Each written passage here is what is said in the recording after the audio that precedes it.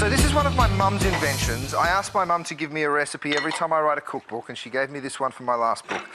It's called sticky toffee ice cream. Now, Yum. right? In Australia, we make sticky toffee pudding all the time. It's Right. beautiful sort of treacly pudding. But this is sort of going halfway through that method, stopping, and then mixing it through ice cream and setting it in a tureen. It's unbelievable. Butter and brown sugar into a pan. You let that come up to the boil and you let it cook for 2 or 3 minutes until it's sort of all dissolved. And then I've got some of these beautiful majol dates. You just take the seeds out, you throw it into a pan with a bit of water, and you bring that up until it's sort of turn it into a bit of thick a and paste. sticky. Exactly. I'm going to grab myself a spoon. And then you combine those two things, right? So like I said, this is sort of the beginning of a sticky toffee pudding.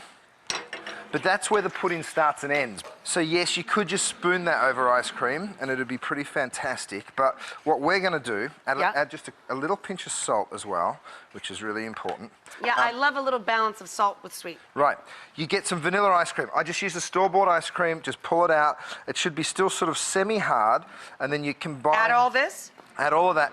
You let it cool down. You let it cool, guys, of course, or Right. you'll end up with soup. Yes, ice cream soup. And you kind of want a bit of a ripple to it. So you want some of those chunks of ice cream. Dude, you're not going to get out of this room. They're going to attack you. Crazy. Line the loaf pan with plastic. Very smart to unmold easily. Right, and you just get all of this in here. Okay. Oh, your mom is brilliant.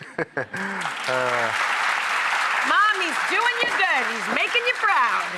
All right, now pop this in the freezer? Straight in the freezer. Okay. It sets up, you turn it out, you'll be able to slice it and do this beautiful little plated dessert. It's so special.